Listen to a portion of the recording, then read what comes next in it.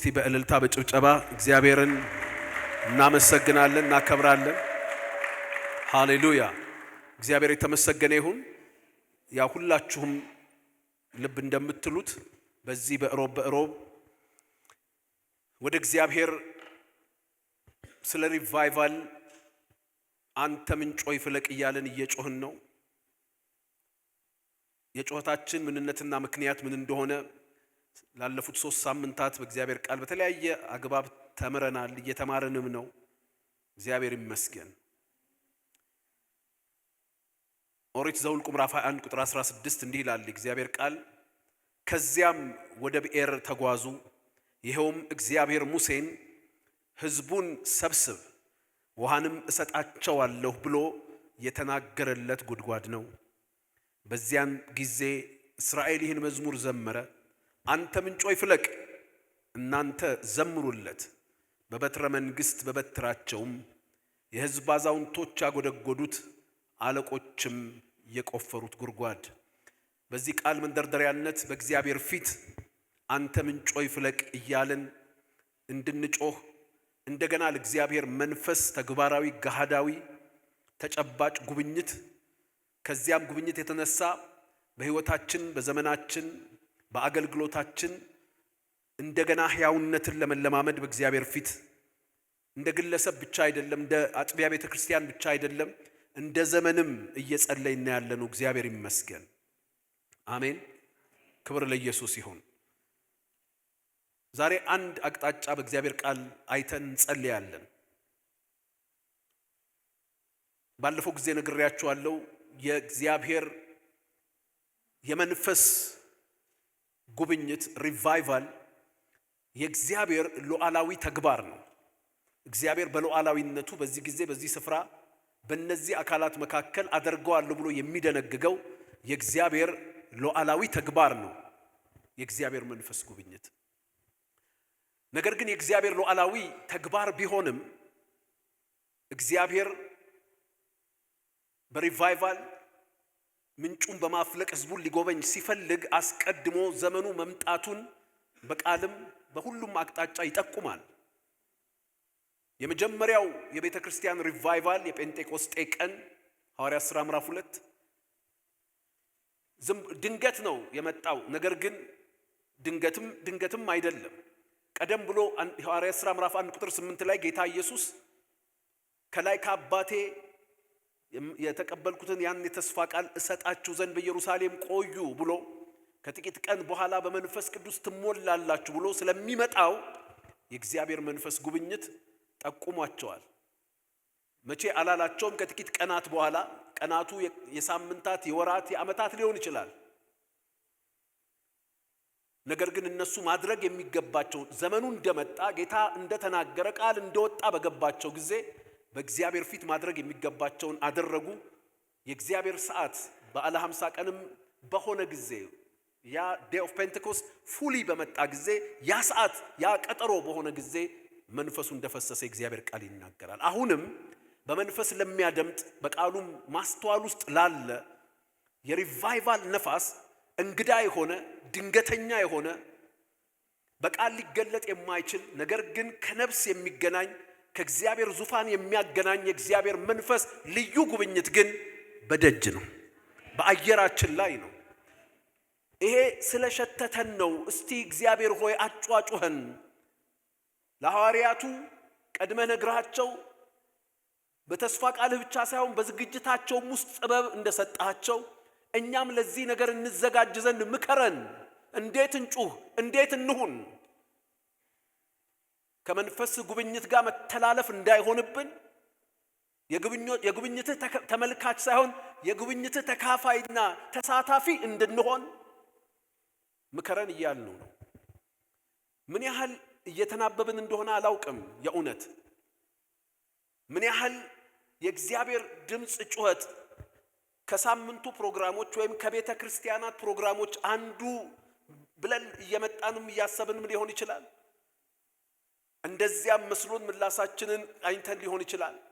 ነገር ግን ወገኖቼ የወቅቱ የሰማይ የመንፈስ ቅዱስ የልብ ጥሪ ነው።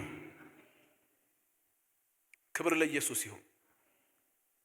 ተመልካች አንሆንም፣ ተሳታፊ ግን እንሆናለን። ተካፋይ እንሆናለን፣ መሳሪያ እንሆናለን፣ መገልገያ እንሆናለን። ሃሌሉያ። ዘኍልቍ ምዕራፍ 21 ቁጥር 17 ላይ 16 ጀምሬ ላንበው። ከዚያም ወደ ብሔረ ተጓዙ፣ ይኸውም እግዚአብሔር ሙሴን ሕዝቡን ሰብስብ ውሃ ሰጣቸዋለሁ ብሎ የተናገረለት ጉድጓድ ነው ይላል። በዚያም ጊዜ እስራኤል ይህን መዝሙር ዘመረ። አንተ ምንጮይ ፍለቅ፣ እናንተ ዘምሩለት። አንተ ምንጮይ ፍለቅ፣ እናንተ ዘምሩለት። ሃሌሉያ። እንዲሁ ቃሉን በደምሳሳውና በፊት ለፊት በፌስ ቫሊዩ በሊትራሊ ስንሰማው ያ ምንጭ እንዲፈልቅ ምንጩ ማን እንደሆነ በእግዚአብሔር ቃል ደግሞ ትንቢተ ኤርምያስ ምዕራፍ 2 ቁጥር 13 ላይ ተላል። አንተ ምንጭ ሆይ የተባለለት ምንጭ ማን እንደሆነ ኤርምያስ 2:13 እኔን የሕያውን ውሃ ምንጭ ትተውኛል በሚለው የእግዚአብሔር ቃል ነገር ውስጥ ያ የሕይወት ውሃ ምንጭ ሕዝቡ የሚናፍቀው ምንጭ እግዚአብሔር ራሱ እንደሆነ ይሄ ቃል ይነግረናል። አንተ ምንጭ ሆይ ፍለቅ፣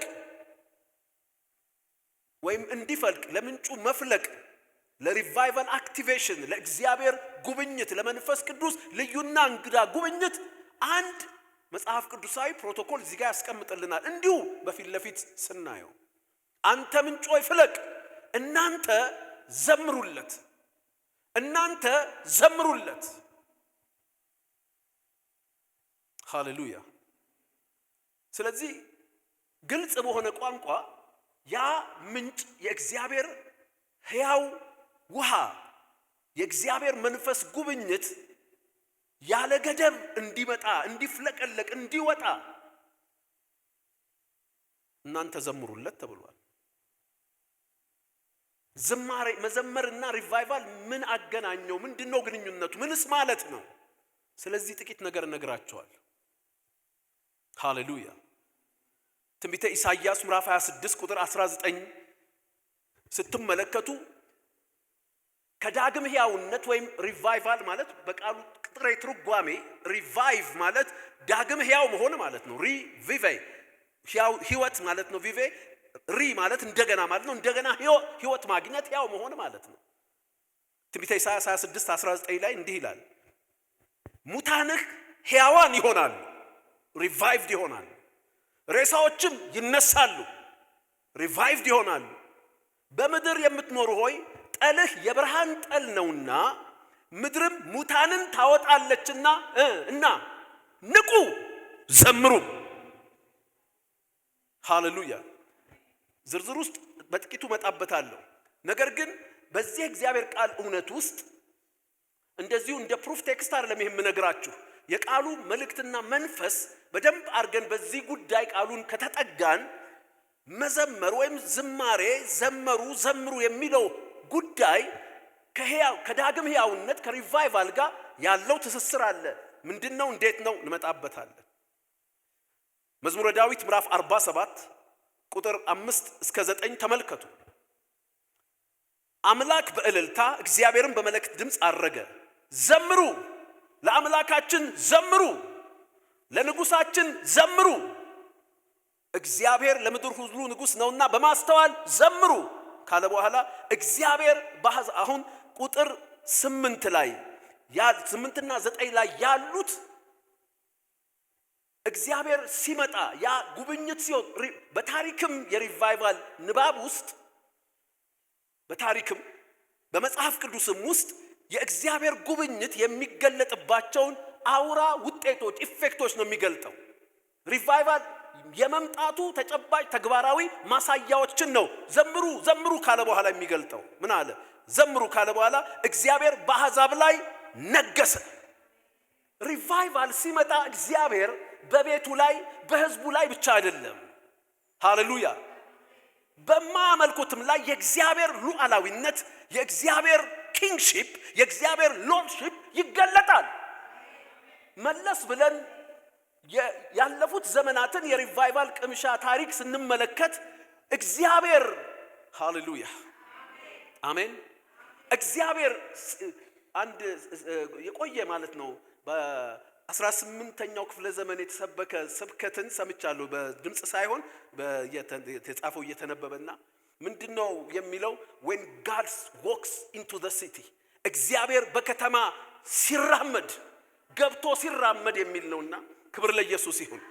እንዲህ ዝም ብሎ አይደለም እኮ እግዚአብሔር ቪዚት ሲያደርግ ሲመጣ የኛ ጥምልምል እና የኛ ኤፈርት አይደለም። አሜን በሉ እስቲ በደም እግዚአብሔር በአሕዛብ ላይ ነገሰ። የእግዚአብሔር ገቨርናንስ የእግዚአብሔር ሬይኒንግ በአእምሮ በስርዓቱ ላይ ይመጣል። እንደገናም ማለት እግዚአብሔር በቅድስናው ዙፋን ላይ ይቀመጣል። አሜን በሉ እስቲ በደም ዝም ብሎ መግዛት ብቻ ሳይሆን የእግዚአብሔር የቅድስና ሽታ እንኳን ጠማማውን ነብዩን ራሱ የሚወቅስበት ትዝ ይላችኋል።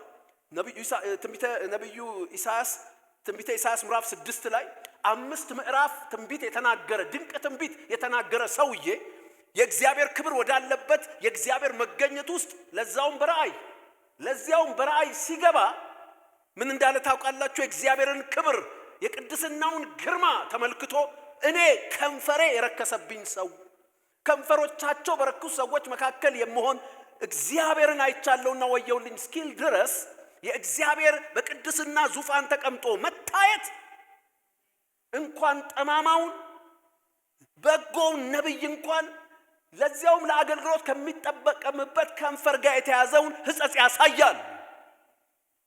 ደረቱን ነፍቶ ሰው አመጽ የማይለማመድበት የእግዚአብሔር የቅድስና ዞን ይፈጠራል። አሜን በሉ እስቲ በደም ለእግዚአብሔር ራሱን ኮሚት አድርጓል። ስለወደድከኝ ወድሃለሁ፣ ስለምትወደኝ ስለምወድህ ታዘዛለሁ ከሚል የእግዚአብሔር ልጅ ከመሆን የሚመጣ ኮሚትመንት ብቻ አይደለም ምላችሁ። when revival comes ሲመጣ እግዚአብሔር የቅድስና አትሞስፌር አየሩ ላይ ይመጣል።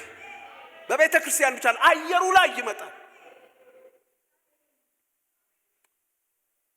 በዌልሽ ሪቫይቫል በጣም በ1905-04 አካባቢ የተነሳ የዌልሽ ሪቫይቫል ላይ ከኒውዮርክ የነበረ ሰው ኒውዮርክ የነበረ አንድ ባለ ሀብት ሰው ስለዚህ ጉዳይ ሰማና እስቲ ሄጄ መሄድ ይችላል ብሎ ሄዶ እዛ ያለበት ከተማ ያለች በጣም ትንሽ ቤተክርስቲያን ገብቶ ሲቀመጥ በጣም መጥፎ ሽታ ይሸተዋል። አጠገቡ ሰው የለም።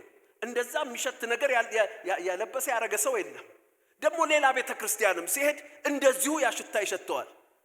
ከተማይቱና በዛ ከተማ ያለችው ቤተክርስቲያን was in the middle of a powerful revival ከባድ በሆነ የመንፈስ ጉብኝት ውስጥ ነበሩ። እዛም ሲሄድ ከዚያ አንድ ቀን ምንድነው የሚሸተኝ እያለ ሲጨነቅ በነፍሱ እግዚአብሔር ነገረው። የአመጽህ የኃጢአትህ ሽታ ነው የሚሸት። ፊዚካሊ እንኳን የሚሸት ይሄ ነው።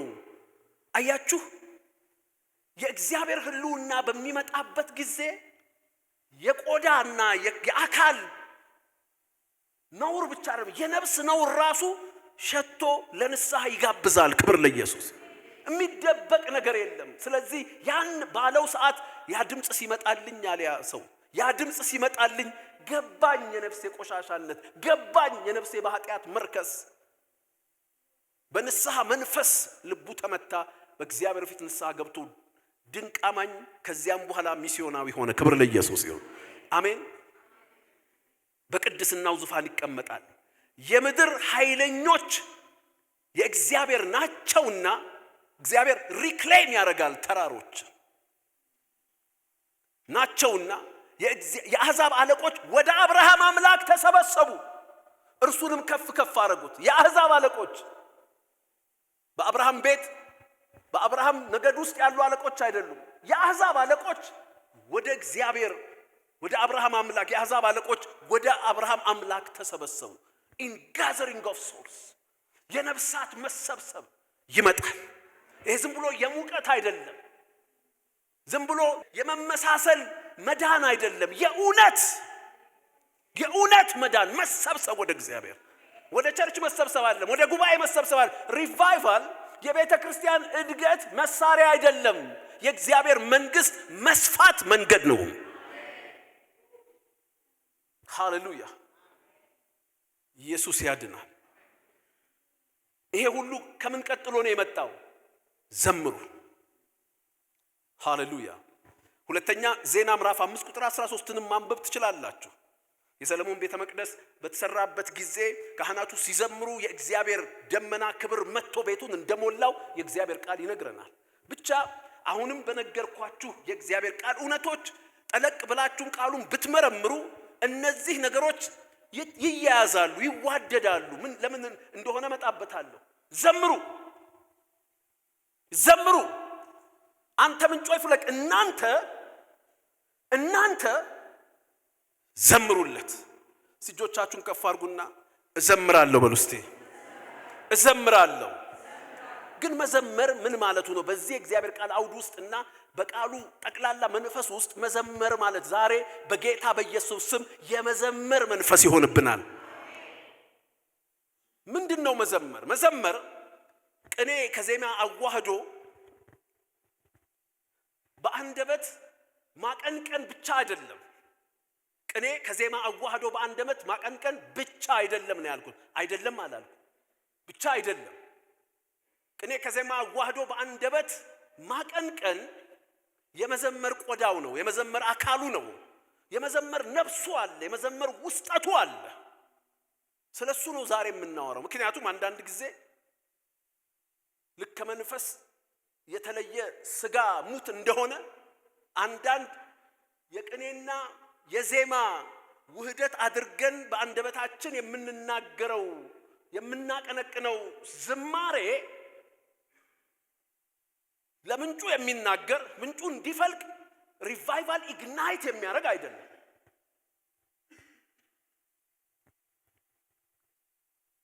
ታዲያ ምንድነው? ይሄ ብቻ ካልሆነ ምንድነው? ሃሌሉያ! በአጭር ቃል ይሄ ማለት ነው መዘመር ማለት። ዘምሩ እያሉ መጽሐፍት የሚናገሩትና ከመዘመር ጋር ተያይዞ የሚመጣው የእግዚአብሔር መገለጥ የእግዚአብሔር መጎብኘት ይሄ ማለት ነው። መንፈስ ቀስቃሽ የሆነው ሪቫይቫል ቀስቃሽ የሆነው መዘመርና ዝማሬ ሃሌሉያ ለእግዚአብሔር እውነተኛ የልብ ምላሽ መስጠት ነው። It is the heart's response towards God. መዘመር ይሄ እውነተኛ የልብ ምላሽ ለእግዚአብሔር ምን አለ? አንተ ምንጮች ፍለቅ፣ እናንተ ዘምሩ ብቻ አይደለም ያለው፣ ዘምሩለት። respond to it። እውነተኛ የመንፈስ እውነተኛ የልብ ምላሽ ለእግዚአብሔር መስጠት ነው። ልባችን ሳይመታ without the heartbeat of የነፍሳችን የውስጣችን ልብ ሳይመታ አንደበታችን ቢያንቋርር ዝማሬ አይለውም። ምንጩም እንዲፈልቅ ኢግናይት የሚያደርግ ነገር የለው።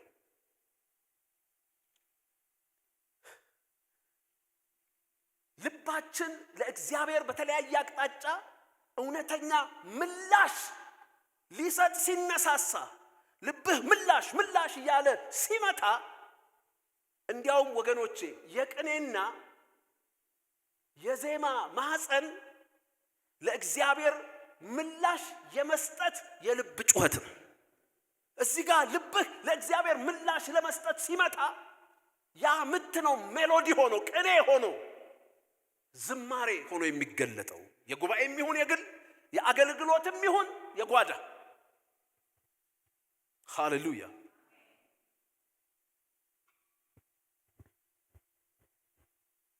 ግን ምላሽ ለምን ለእግዚአብሔር ምላሽ በምን ምን አይነት ምላሽ የምን ምላሽ ነው የምንሰጠው ካላችሁ እነዚህን ነገሮች ይሁንና የምላሽ ዕዳ ያለባችሁ ዛሬ በጌታ በኢየሱስ ስም እንደገና ልባችሁ መምታት ትጀምራለች። እንደገና ምላሽ ለመስጠት ልባችሁ መምታት ትጀምራለች። ልብ ሞቶ አንደበት ቢጮህ ዝማሬ አይደለም። ምንጩን ፍለቅ አይለውም። ዛሬ አሳይመንቴም እንደሆን ታውቃላችሁ ከመንፈስ ቅዱስ ጋር እንደገና ይሄ ልብ ሲቆም እንዲህ አድርገው የሚያስነሱት የለም። ያ ልብ ያ የዝማሬ ልብ ያ ለእግዚአብሔር አሁን በመነግራችሁ አቅጣጫ ምላሽ የመስጠት የውስጥ መብሰልሰል የውስጥ መነቃነቅ በጌታ በኢየሱስም ይምጣባቸው። ያን ስታረጉ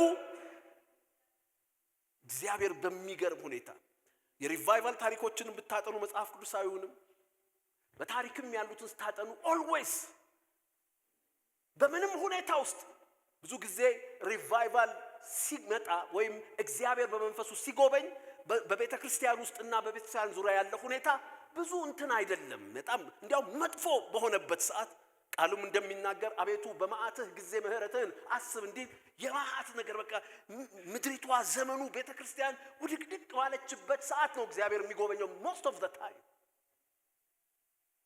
ነገር ግን ያንን የእግዚአብሔርን ዘመን የተቀጠረለት ጉብኝት ተቀብሎ የሚያስተናግደው ግን እንዲህ አይነት ምላሽ የመስጠት ናፍቆት ሕያውነት ያለው ልብ ነው። ክብር ለኢየሱስ ይሁን።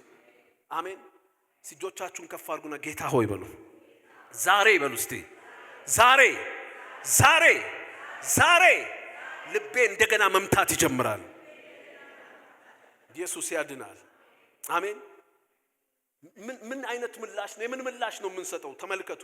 መዝሙረ ዳዊት 106 ቁጥር 12 እንዲህ ይላል፣ በዚያ ጊዜ በቃሉ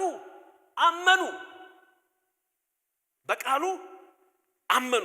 ሰው በልቡ ቢያምን አመኑ። ከዚያስ ምስጋናውንም ዘመሩ። አሁን ይሄ ዝማሬ የምን ምላሽ ነው? ለእግዚአብሔር ቃል ለእግዚአብሔር ተስፋ የእምነት ምላሽ መስጠት ነው። ልብ ውስጥ የእግዚአብሔርን ቃል ሰምተህ የእግዚአብሔርን ቃልና ተስፋውን አድምጠህ ለዚያ በልብህ ለገባህ የእግዚአብሔር ቃል የእምነት ምላሽ ለመስጠት ልብህ ሲፍጨረጨር ዝማሬ ይወለዳል። አሜን። ሲያሜን በሉ በደም። ስንቶቻችን የእግዚአብሔር ይላል በቃሉ አመኑ። ሲያመኑ በሉ። ስንቶቻችሁ እግዚአብሔር በሕይወታችሁ በዘመናችሁ የተናገረውን ቃል ታምናላችሁ? ያ ስታምኑ ግን ልባችሁ ለቃሉ ለሰማችሁት ለተቀበላችሁት ላመናችሁት ቃል አክቹአሊ የሰማችሁትን ቃል የማመናችሁ መገለጫ የእምነት ምላሽ በዝማሬ መስጠት ነው። ዝማሬያችሁ ምናልባት ቅኔና ዜማ ያዋሃደ ላይሆን ይችላል። ውስጣችሁ ግን ይጨፍራል። አንደበታችሁ ባለችው ቋንቋ ባለችው ነገር ሃሌሉያ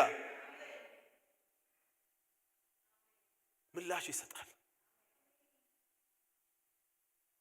ዛሬ ስንት የእግዚአብሔርን ቃል ሰምተን አምነናል ብለን እስካሁን በቁት ዘማነን ያለነው አንደበታችን የበጎነትን ድምፅ አላወጣም። አሁን ዝማሬ በዚህ ጊዜ ችግርም የለብን። ልባችሁ ይምታ እንጂ ለልባችሁ ቋንቋ ቅኔ ዜማ የሚያቀብሉ ድንቅ ዘማሪዎች አሉ። ክብር ለኢየሱስ ይሁን። በጓዳ በአደባባይ በመድረክ በየትኛውም ቦታ ግን ልብህ ስለማይመታ ለቃሉ እምነት የእምነት ለቃሉ ለተስፋው የእምነት ምላሽ ልክ ስንሰማ የእግዚአብሔርን ቃል ስንሰማ የእግዚአብሔር ተስፋ ሲገለጥልን የእምነት ምላሽ ይጠበቅብናል። ያ የእምነት ምላሽ የልብህ ትርታ የዝማሬ ምንጭ ይሆናል። እግዚአብሔር ይናገራል ለእስራኤል ልጆች በምድረ በዳ ጉዞ ይናገራል። እግዚአብሔር የሚለውን እንሰማለን እናምናለን ይሉታል። ነገር ግን አይዘምሩም። ጭራሽ ያጉረመርማል። ለሰሙት ቃል የእምነት ምላሽ ሳይሆን የጥርጣሬ ምላሽ፣ የማጉረምረም የማንጎራጎር ምላሽ ይሰጣሉ። ያ ነገር ምን እንዳደረሳቸው መጽሐፍትን ማንበብ ትችላላችሁ።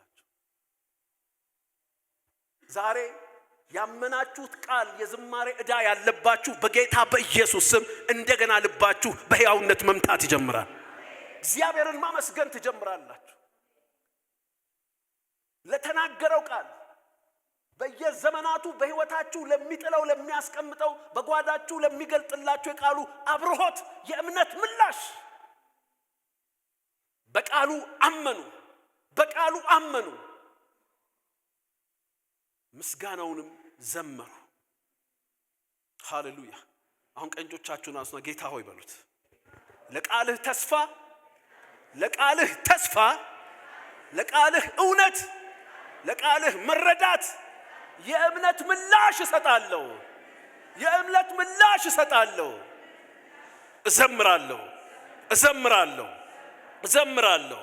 እዘምራለሁ። ሁለተኛው ምላሽ የምንሰጥበት አቅጣጫ መዝሙረ ዳዊት ምዕራፍ 47 ዘምሩ፣ ለአምላካችን ዘምሩ፣ ለንጉሳችን ዘምሩ። እግዚአብሔር ለምድር ሁሉ ንጉስ ነውና በማስተዋል ዘምሩ። ሃሌሉያ አሜን ወገኖቼ፣ ሃሌሉያ። ዝም ብሎ አባባል አይደለም ዘማሪው እዚህ ላይ ያስቀመጠው። ዘምሩ፣ ለአምላካችን ዘምሩ፣ ለንጉሳችን ዘምሩ። አሁን የዚህ ዝማሬ የልብ ምላሽ ይዘት ምንድን ነው? በእነሱ ዙሪያ በአሕዛብም መካከል ብዙ አማልክቶች፣ ብዙ ነገስታቶች አሉ። ኃያላን ነገስታቶች አሉ። ለሚያመልኳቸው ታላላቅ የሚሏቸው አንዳንዴም የእስራኤል ልብ ራሱ የሚሸፍትባቸው ብዙ አማልክቶች አሉ። ይሄ ጸሐፊ ግን ይሄን ዝማሬ ያስወለደው፣ ይሄን ዝማሬ የወለደበት የልቡ ምላሽ ምን መሰላችሁ? ለአምላካችን ለንጉሳችን ሲል በዙሪያችን ካሉ አሕዛብ፣ ከዚያም አለ ለምድር ሁሉ ንጉስ ነውና እንዳለ በአሕዛብ መካከል ካሉ ኃያላን ታላላቅ ነገስታት፣ በሰልፍ በጦር ኃይል ብዙ ከማረኩ ኢምፓየር ከገነቡ ነገስታት በላይ በተለየ ሁኔታ አሕዛብ ከሚያመልኳቸው እስራኤልም ከሚሸፍትባቸው የአሕዛብ አማልክት በላይ የአምላካችን አምላክነት የአምላካችን ንጉስነት የተለየ ነው የሚል የእግዚአብሔር ማንነት መገለጥ ምላሽ ነበረ። ለአምላካችን ሲል he's different ወገኖቼ። ሌላው ለእግዚአብሔር ማንነት መገለጥ፣ ለእግዚአብሔር ማንነት መረዳት የምንሰጠው ምላሽ ነው ዝማሬን የሚወልደው። ለአምላካችን ስንቶቻችሁ የኔና የናንተ አምላክ ሃሌሉያ በአንድ ሊግ ውስጥ እንዳልሆነ ከአሕዛብ አማልክት ከአሕዛብ ነገስታት የተለየ አምላክነት የተለየ ንግስና ንጉስነት ያለው እንደሆነ እስቲ የገባችሁ የእናንተ አምላክ እጆቻችሁን አንሱ። አምላካችን በሉ እስቲ አምላካችን። እነዛም አምላካችን የሚሉት እኮ አለ። ንጉሳችን በሉ እስቲ። እነሱም ንጉስ የሚሏቸው አሉ። ነገር ግን ዘማሪው ለዚህ ቅኔ ለዚህ ዝማሬ ነፍሱን የቀሰቀሰው ነገር ምን መሰላችሁ? የአምላኩ ማንነት በልዩ ሁኔታ መረዳት። ሲየገባችሁ አምላካችሁ ልዩ እንደሆነ፣ ልዩ አምላክ እንደሆነ፣ ልዩ ንጉስ እንደሆነ በፍጥረት ቀመር ልናሰላው የማንችል በሰው አይምሮ ልንተረትረው የማንችል ሃሌሉያ የፍቅሩን ጥልቀት የፍጥረቱን ይዘት በምንም ሁኔታ ልናሰላው የማንችል ድንቅ አምላክ እንደሆነ የበራላችሁ የተገለጠላችሁ ምላሽ ሰጥታለች ነፍሳችሁ።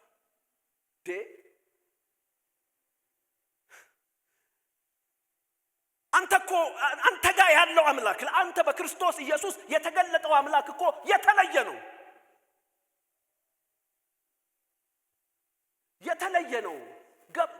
ሲጀምር ገብቶናል ወይ?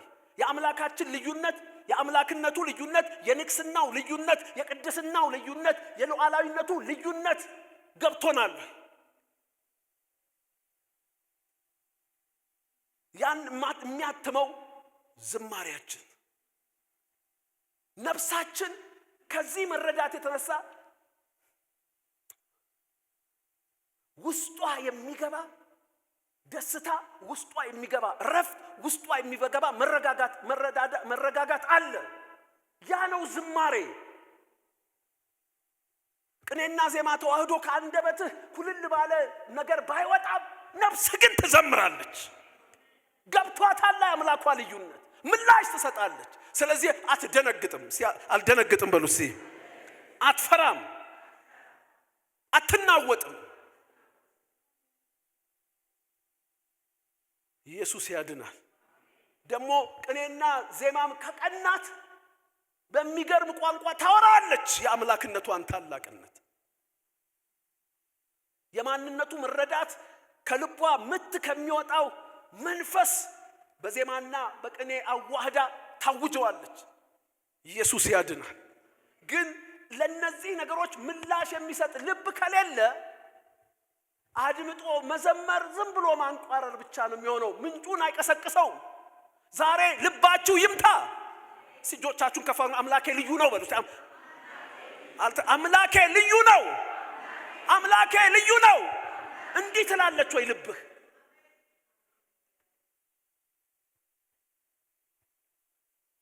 ሃሌሉያ።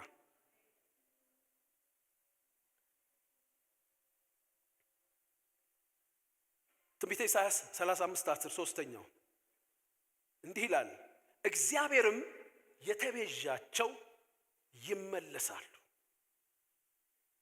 እየዘመሩም ወደ ጽዮን ይመጣሉ። የዘላለም ደስታ በራሳቸው ላይ ይሆናል። ሐሴትንና ደስታን ያገኛሉ፣ ሐዘንና ትካዜም ይሸሻሉ። እግዚአብሔር የተቤዣቸው ይመለሳሉ።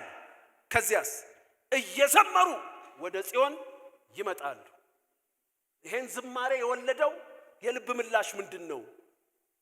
እግዚአብሔር የተቤዣቸው፣ የእግዚአብሔር ድንቅ ሥራ፣ የእግዚአብሔር የመቤዠት ሥራ፣ የእግዚአብሔር የማስመለጥ ሥራ፣ የእግዚአብሔር የመታደግ ሥራ፣ ከዘላለም ጥፋት፣ ከእግዚአብሔር ቁጣ፣ ከኃጢአት ስልጣን፣ ከዚህ ዓለም ክፋት፣ ከዚህ ዓለም ገዢ የቤዠበት ያስመለጠበት የእግዚአብሔር ድንቅ ሥራ ለሱ የምስጋና ምላሽ ትሰጣለች። እግዚአብሔር የተቤዣቸው ይመለሳሉ። ዛሬ ወገኖቼ አንተ ምንጮ ፍለቅ የሚል የልብ ለነዚህ እግዚአብሔር ነገሮች የሚሆን ምላሽ በጌታ በኢየሱስ ብቻ በእነዚህ አቅጣጫ ልባችሁ መምታት ትጀምራለች። እጆቻችሁን ከፍ አድርጉና በእነዚህ አቅጣጫ በሉ። ልቤ መምታት ትጀምራለች። ለመቤዠቱ ድንቅ ሥራ የምስጋና ምላሽ እሰጣለሁ። ይሄ አትሞስፌር ነው ምንጩን የሚቀሰቅሰው። ሃሌሉያ። ኢየሱስ ያድናል። ዘጸአት ምዕራፍ 15 ቁጥር 21 ላይ ማርያም እየዘመረች መለሰችላቸው፣ በክብር ከፍ ከፍ ብሏልና ለእግዚአብሔር ዘምሩ፣ ፈረሱንና ፈረሰኛውን በባህር ጣለ። ወደ ባርነት ሊመልሳቸው የነበረውን ሰራዊት ከባርነት እንዳይወጡ አግዷቸው የነበረውን ባህር ሃሌሉያ ሁለቱን ጠላቶቻቸውን አጣልቶ እግዚአብሔር ባህሩም ጠላታቸው ነበር እንዳይሻገሩ፣ የፈርዖንም ሰራዊት ጠላታቸው ነበር እንዲመለሱ። ነገር ግን ሁለቱን ጠላቶቻቸውን አጣልቶ እዚያው ሲቀብራቸው ክብር ለኢየሱስ ይሁን። አሜን በሉ። ሲበደም ዘመሩ። እጆቻችሁን ከፍ አድርጉ። እግዚአብሔር ጠላቶቻችሁን አጣልቶ ይቀበረላችሁ። የሚከተላችሁን የኃጢአት ኃይል፣ የሚከተላችሁን የክፋት ኃይል በባህር ያሰመጠላችሁ። ልባችሁ የምስጋና ምላሽ ሰጥታለች ወይ? ልባችሁ የምስጋና ምላሽ ሰጥታለች? ዘምሩ። ይሄ ነው let your heart respond እንጂ ተቀዛቅዘን ምንጩ አይፈልቅም። this is the atmosphere። እውነተኛ መዘመር ለመንፈስ ጉብኝት ለሪቫይቫል የሚፈለግ ድባብ ነው፣ አትሞስፌር ነው።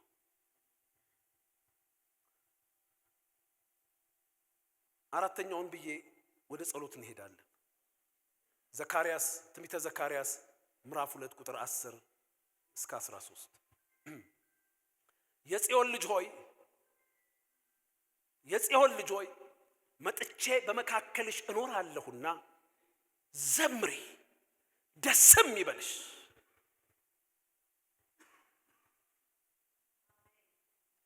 እነሆ መጥቼ በመካከልሽ እኖራለሁና ዘምሪ።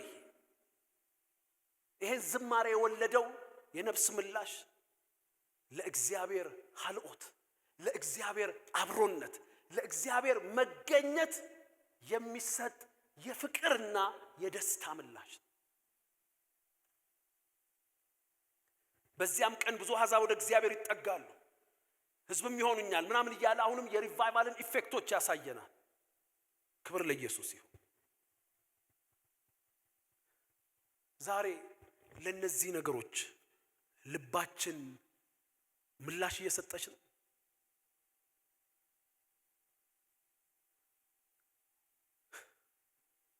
ኢየሱስ ያድናል። ለእግዚአብሔር ቃል ልባችን የእምነት ምላሽ እየሰጠ ነው። ለሚልከው የእግዚአብሔር ቃል፣ ለምናነበው የእግዚአብሔር ቃል፣ ለምንሰበከው የእግዚአብሔር ቃል፣ ለምናጠናው የእግዚአብሔር ቃል፣ ለሚገባንና ለሚገባብን የእግዚአብሔር ቃል ነፍሳችን የእምነት ምላሽ እየሰጠች ነው ወይ?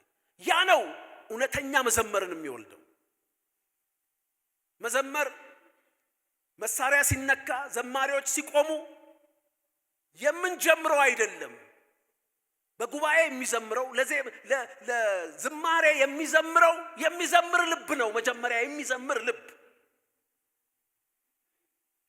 ኮልድ ሆነናል። እንዲያውም እኮ እሳቱን የሚያዳፍን የበረዶ ድባብ ነው እየሰጠነው ያለው። እነዚህ ነገሮች ካልሆኑልህ፣ ቃል ካልመጣልህ አትዘምር።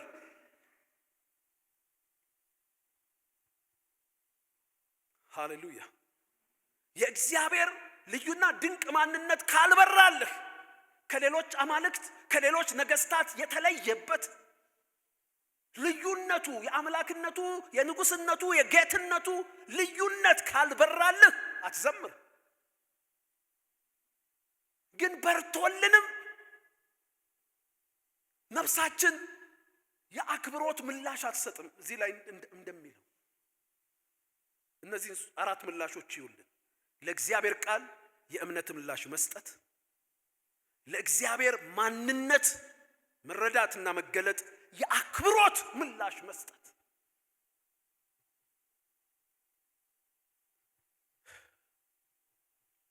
እግዚአብሔር ትልቅ ነው። ሲጎናችሁ ራሱ እግዚአብሔር ትልቅ ነው በሉ። እግዚአብሔር ልዑል ሆይ ማደሪያ ይባረክ። ልዑል ሆይ ማደሪያ ይባረክ፣ ማደሪያ ይባረክ፣ ጉልበት ሁሉ ለአንተ ይንበርከክ። አሁን እኮ ቅኔና ዜማው እኮ የእውነት እኮ ነው። ቅኔው ልዑልነቱን ስትረዳ ጉልበት ይንበረከካል። ግን ነፍሳችን ይሄንን የአክብሮት ምላሽ ለታላቅ ማንነቱ መገለጥ እየሰጠች ነው ወይ? do we have reverence for God? ይሄ የነፍስ ምላሽ የውስጥ ዝማሬ ካለ እንዲህ አይነት ዝማሬ ሲዘመር ቆመህ እንዲህ ብላ አትዘምርም። ከነፍስህ ጀምሮ አካል ሁሉ ይንበረከካል። እግርህ ይርበደበዳል።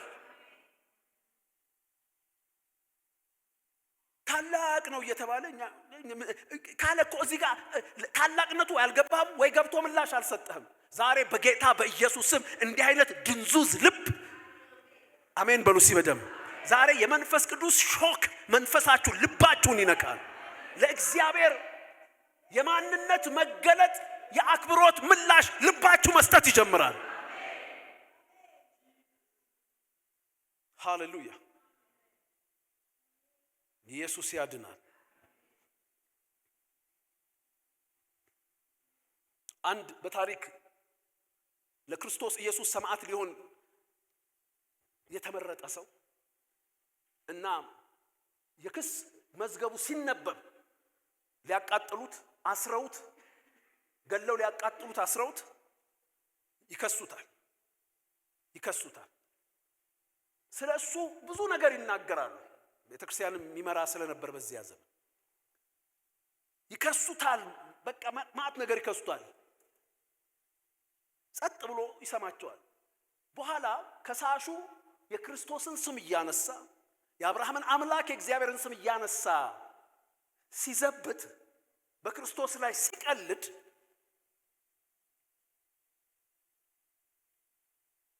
ነፍሱ ልትቋቋም አልቻለችም። ነፍሱ ልትቋቋም አልቻለችም። የአምላኩን ታላቅነት የክርስቶስን ክብር ስለሚያውቅ በእነዚያ ተራ አሕዛብ የአምላኩ ስም ሲጠለጠል ነፍሱ እምቢ አለችው። እሱ ለአምላክነቱ፣ ለጌትነቱ፣ ለታላቅነቱ፣ ለማንነቱ መረዳት የአክብሮት ምላሽ ስለምትመታ ልቡ ያን ነገር እምቢ።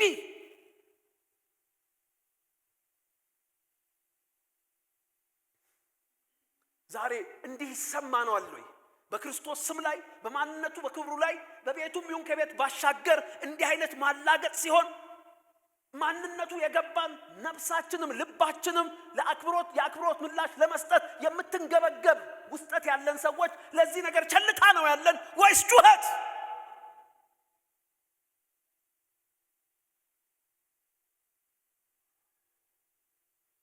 ሃሌሉያ ወገኖቼ፣ God has never visited indifference። መጽሐፍ ቅዱስ እንደሚል ወይ በራድ ነህ ወይ ሙቅ ነህ፣ ለብታ ያስተፋል እንጂ አያስውጥ። ኢንዲፈረንት ስንሆን ደስ አይለውም እግዚአብሔር። ወይ ቀዝቅዘህ መጥቶ ቢያሞቅ ወይ ነዳህ አብሮ ቢነድ ነው የሚሻል። ኢንዲፈረንት ሆነናል። ክብሩ ልዩነቱ ገብቶን አምላክነቱ እንዴት ነው ታዲያ የምንዘምረው? አንተ ምን ጮይ ፍለቅ ብለን ለማዳን ስራው፣ ለድንቅ ስራው፣ ለመቤጀቱ ስራ የምስጋና ምላሽ ዛሬ በቀራንዮ መስቀል ራሱን ባዶ አድርጎ እርቃኑን የተንጠለጠለልን ከዘላለም ሞት ከእግዚአብሔር ቁጣ ከነፍስ የኃጢአት ጫና ከሰይጣን ግዛት ከዓለም የበላይነት በደሙ ኃይል በሞቱ ስልጣን በትንሣኤው ጉልበት የዋጀንን የመዋጀቱን ስራ ጨል ብለን ጥቂቷ ነገር ማመካኛ ሆና ያንን የምስጋና ምላሽ የምታደበዝዝበት አጋጣሚ ብዙ ነው። ዛሬ ግን በጌታ በኢየሱስም እጆቻችሁን ከፍ አድርጉና ጌታዬ ሆይ በሉት እስቲ፣ በማዳንህ ደስ ይለኛል በሉት እስቲ።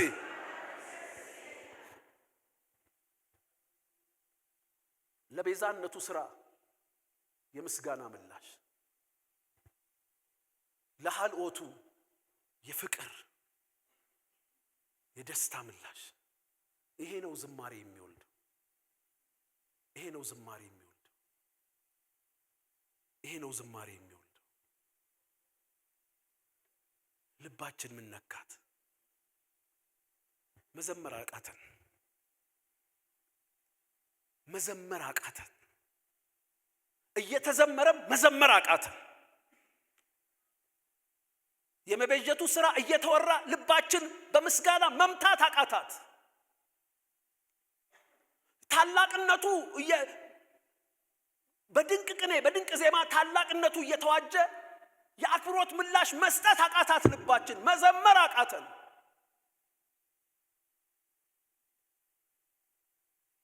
የቃሉ እውነት እየፈሰሰ የእምነት ምላሽ መስጠት አቃታት። አሜን ማለት አቃታት ከውስጥ።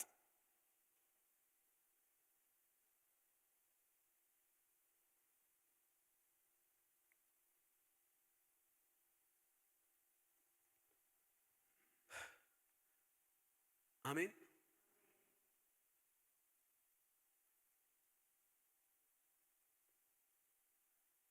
አንተ ምን ጮይ ፍለቅ፣ እናንተ ዘምሩለት።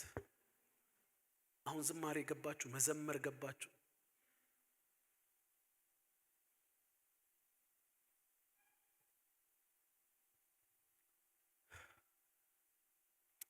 እንዘምር፣ ለእግዚአብሔር እንዘምር፣ እንዘምር። ልባችን ምላሽ ትስጥ፣ ለቃሉ የእምነት ምላሽ ትስጥ፣ ለክብሩ ለአምላክነቱ ለማንነቱ የአክብሮት ምላሽ ትስጥ። ለመዋጀት ለመቤዠት ድንቅ ስራው የምስጋና ምላሽ ትስጥ።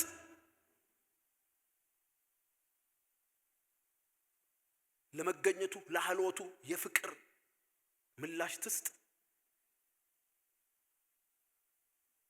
ዛሬ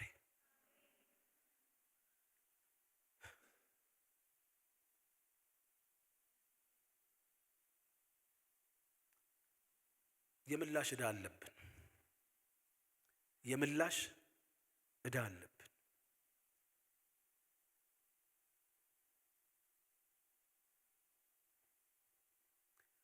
ላደረገልን ለሆነልን ለገለጠልን ምላሽ ከሰጠን ለሚያደርገው ናፍቆት የለንም ማለት ነው። ለሆነልን ላደረገልን ምላሽ ካልሰጠን አደርጋለሁ ለሚለውም ናፍቆት የለንም። አንተ ምንጮይ ፍለቅ፣ እናንተም ዘምሩለት። respond to what he already did, to who he already is። እግዚአብሔር ለሆነው እግዚአብሔር ላደረገው ምላሽ ስጥ።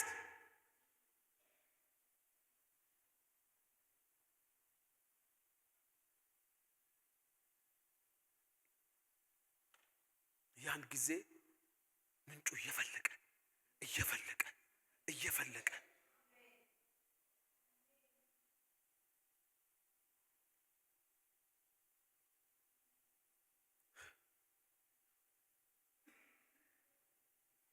አንድ ነገር ብያችሁ ልጨርስና በዚህ እንጸልይ። እቺን ነገር ላስደግማችሁና ለእግዚአብሔር ቃል በሉ እስቲ የእምነት ምላሽ መስጠት መዘመር ማለት ነው በሉ። ከዛ በኋላ እግዚአብሔር የቀባቸው ቅኔና ዜማ አዋህደው ይሄን ለዚህ የልብ ምላሽ ቋንቋ የሚሰጡን ዘማሪዎች ሲዘምሩ አትቀመጥም፣ አትደነዝዝም። አሁን ጉዳዩ በጉባኤ የመዘመር ተሳትፎን ለማበረታታት አይደለም። ውስጥ ለዚህ ነገር ምላሽ ካሰ መዘመር ማትችልም። ሲጀምር ብትበረታታ እስቲ ቆመን እንዘምራለን እየዘለልን እያጨበጨብን ብትባል የነፍስ የልብ ምት ከሌለ ሌላ ሁሉ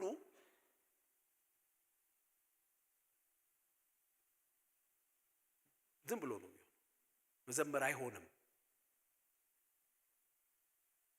ለእግዚአብሔር ማንነት በሉ ውስጥ ለእግዚአብሔር ክብር ለእግዚአብሔር ታላቅነት የአክብሮት ምላሽ መስጠት፣ ለእግዚአብሔር የመቤዠት ስራ የምስጋና ምላሽ መስጠት፣ ለእግዚአብሔር መገኘት ለእግዚአብሔር ሐልኦት የፍቅር ምላሽ መስጠት።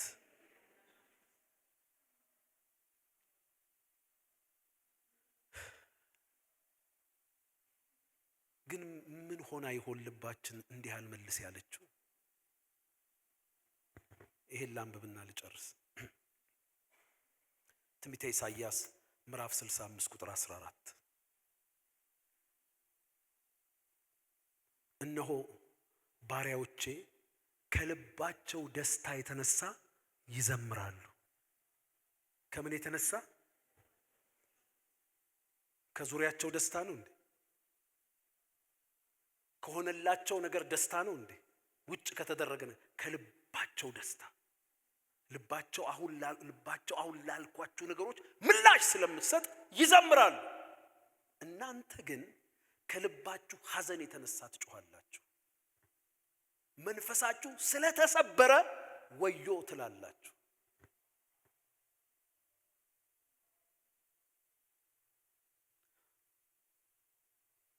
ልባችን እኮ በዚያ አሁን በነገርኳችሁ የእግዚአብሔር ነገሮች እየሞቀች እኮ ባለችበት ሰዓት ደስታዋን ግን እናፍነዋለን። ዙሪያዋን አሳይተናት። ዳዊት በተቃራኒው ነበር የሚጸልየው። ነፍሴ ሆይ እግዚአብሔርን ባርኪ። ነፍሴ ሆይ ለምን ታውኪኛለሽ? ለምንስ ታስጨንቅኛለሽ? የመድኃኒቴን አምላክ እግዚአብሔርን አመሰግነው ዘንድ በእግዚአብሔር ታመኚ እያለ ከውጭ እይታ ይመልሳታል። እኛ ግን ውስጣችን ቃሉ መጥቶ መጽሐፍ ሲናገር የልብ ደስታ ምንጩም እንደሆነ ሲናገር በተስፋ ደስ ይበላችሁ። ቃሉ የሚያፈነጥቀው ተስፋ የነፍሳችንን ደስታ ሲቀሰቅስ እናፍናታለን። ምነው የምታካብጁ? ምነው ደስ የሚልሽ? አትመለከችም ያለሽበት ሁኔታ፣ አትመለከችም የሆነ ነገርሽ ሁኔታ።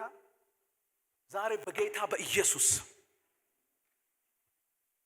ከተስፋው የሚመነጭ ከልብ የሚመነጭ የመንፈስ ደስታ በኢየሱስ ስም ይሁንልን። በኢየሱስ ስም ይሁንልናል። ባሪያዎቼ ከልባቸው ደስታ የተነሳ ከሁኔታቸው ምቾት የተነሳ ይሄን የተነሳ አይልም። የልብ ደስታ ምንጩ ደግሞ ቅድም የነገርኳችሁ ነገሮች የእግዚአብሔር ቃል፣ አሜን፣ የእግዚአብሔር ክብር፣ የመቤዠቱ ስራ፣ ማናችንም እዚህ አልተሰራልንም የማንለው እንደገና የመገኘቱ ነገር። ሁለትም ሶስትም ባላችሁበት መካከላችሁ እገኛለሁ ተገኝቷል። ግን ያንን ሀልወቱን አሙቆ ወደ ሪቫይቫል ከፍታ እንዲያወጣ ለዚያ ደስታ የፍቅር ምላሽ፣ ለዚያ መገኘት የፍቅር ምላሽ መስጠት ይገባናል።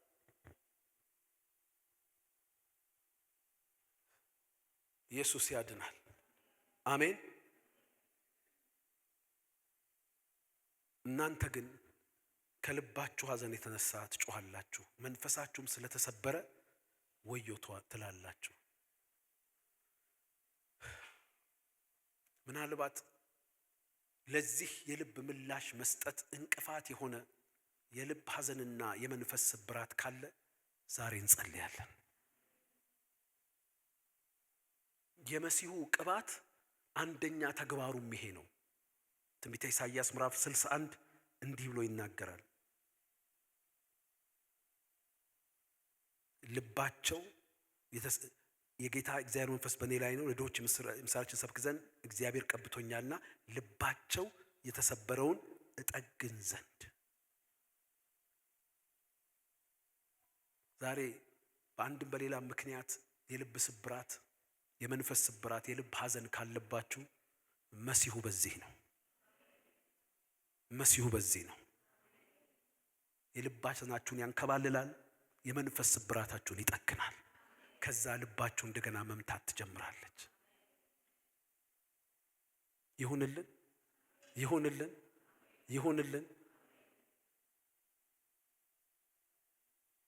ሪሰሲቴት ነው የሚባለው እንዲህ አድርጎ ልብ እንድትንቀሳቀስ የሚያደርገው። ልባችን ዛሬ የተሰበረችበትን ጠግኖ ያዘነችበትን አጽናንቶ እግዚአብሔር እንደገና ልባችን እንድትመታ ያደርጋታል። ግን በመምታት የሚያስቀጥላት ኤፌሶን ምዕራፍ 5 እና ከ18-19 እና ቆላሲያስ ምዕራፍ 3-16 እንደሚለው የመንፈሱና የቃሉ ሙላት ነው። የመሲሁ ቅባት ልብህን ለመምታት ይቀሰቅሳታል። በመምታት እንድትቀጥል ግን አንብቡት። ቆላሲያስ 3 ላይ የእግዚአብሔር ቃል በሙላት ልባችሁና ነው ዘምሩ የሚለው። የቃሉ ሙላት በሌለበት መዘመር የለም። ነፍስህን ትሪገር የሚያረጋት ይሄ ሐኪሞች ሊነግሯችሁ ይችላሉ። ሪሴት ከተደረገ በኋላ ልቡ በመምታት እንዲቀጥል የሚሰጡ መድኃኒቶች አሉ። ልቡን በመምታት እንዲቀጥል ከዛም ሌላም ቀዶ ጥገና ምናምን ሊደረግለት ይችላል። አስነስተውት በእንትን ወይ በኤሌክትሪክ አስነስተውት በመንፈስ ተሞሉ እንጂ በወይን ጠጅ አትስከሩ፣ በመንፈሳዊ ቅኔ ዘምሩ። እግዚአብሔር ወደ መንፈሱና ወደ ቃሉ ሙላት ናፍቆት ይመልሰን። ከመንፈሱ ሙላትና ከቃሉ ሙላት ስንጎድል ነፍሳችን ምቷ ይቀንሳል፣ ምላሽ አንሰጥም።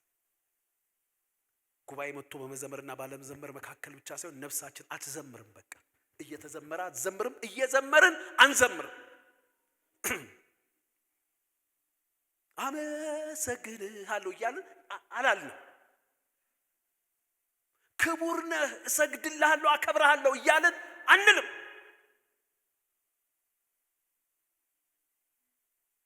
እሱ ደግሞ የእግዚአብሔር ቃል እንደሚለን የምንጩ መፍለቅ ፕሮቶኮል ነው።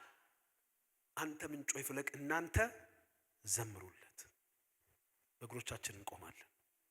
ለሁለት ነገር ነው የምንጸልየው ዛሬ። አንደኛ የምንጸልየው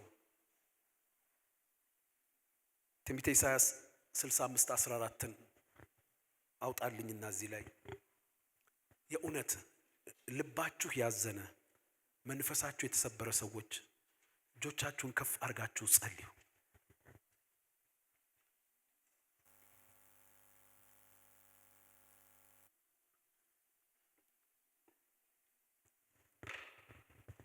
እጆቻችሁን ከፍ አድርጋችሁ ጸልዩ።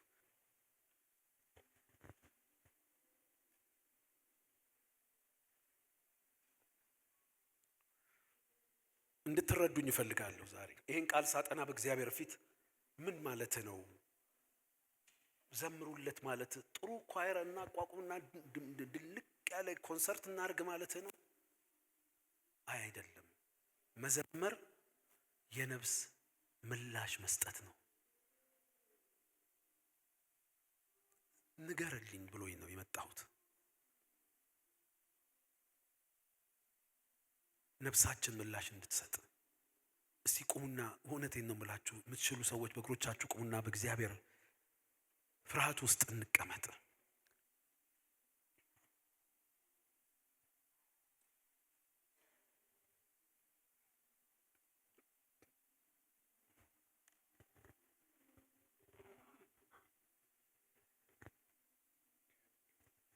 እግዚአብሔር ለሚያደርገው ነገር ምላሽ ይፈልጋል። ባይዘወይ ወየውልሽ አንቺ ኮራዚን፣ ወየውልሽ አንቺ ቤተሳይዳ፣ በአንቺ የተደረገው ድንቅና ተአምራት በሰዶምና ገሞራ ተደርጎ ቢሆን ኖሮ ማቅ ለብሰው ነስንሰው ንስሐ በገቡ ነበር፣ ሪስፖንድ ያደርጉ ነበር።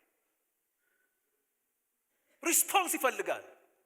ዛሬ ለተደረጉትና ለሆኑት ለእግዚአብሔር ነገሮች ምላሽ ካልሰጠን እንዴት ነው? ሞቲቬትድ አይሆንም ወገኖቼ፣ ምንጩ አይፈልቅም። ምላሽ የሚሰጥ ልብ እስኪገኝ ድረስ ደመናው እንደተንጠለጠለ ይቀራል። ዛሬ ግን በጌታ በኢየሱስ ስም በቤታችን፣ በጓዳችን፣ በመንገዳችን፣ በመስሪያ ቤታችን፣ ባለንበት ቦታ ነፍሳችን መዘመር ትጀምራለች። እጆች ከፍ ይበሉ።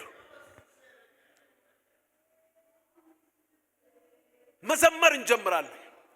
ነፍሴ ሆይ ዘምሪ፣ ዘምሪ።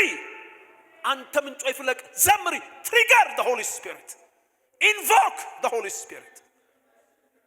እጆች ከፍ ይበሉ። ዛሬ በጌታ በኢየሱስ ስም የመሲሁ ቅባት ይንካችሁ። ልባችሁ ያዘነ ባልገባችሁ ነገር ውስጥ እያለፋችሁ፣ ባልገባችሁ ነገር ውስጥ በመገኘታችሁ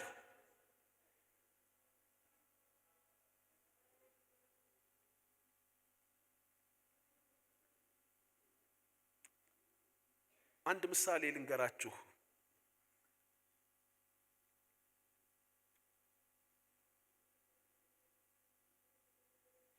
በአንድ ከፍታ ላይ የተተከለች ዛፍ አለች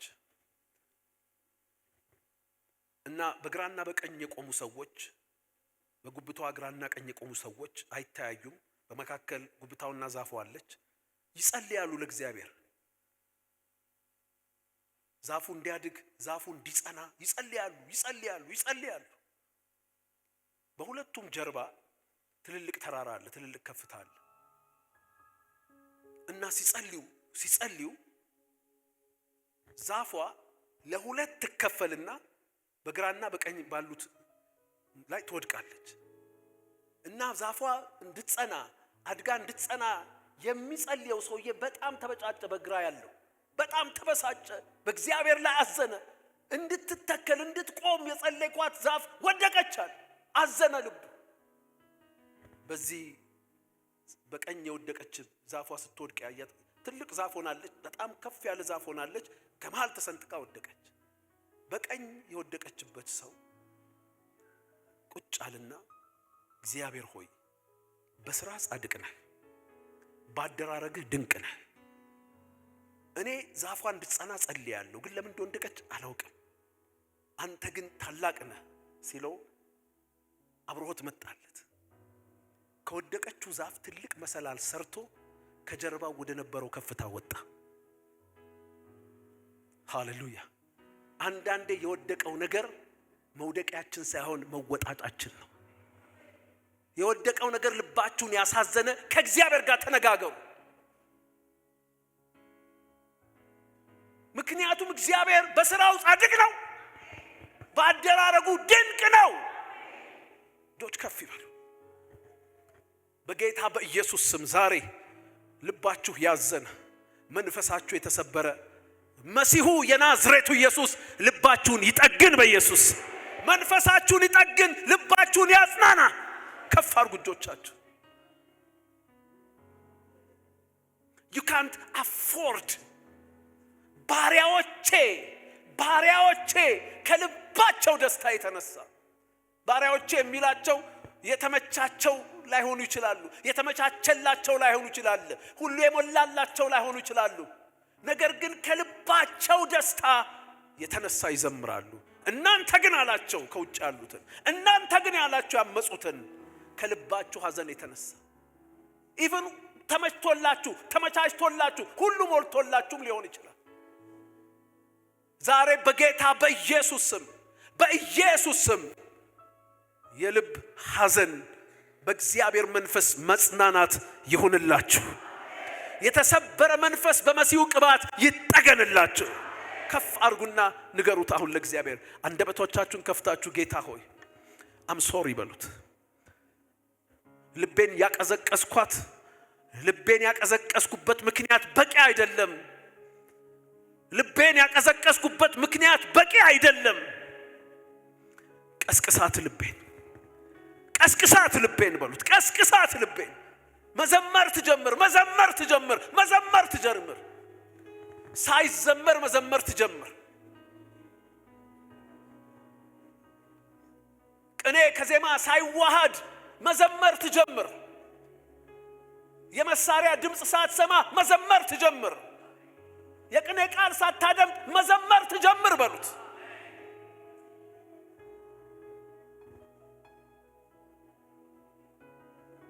እጆች ከፍ ይበሉ።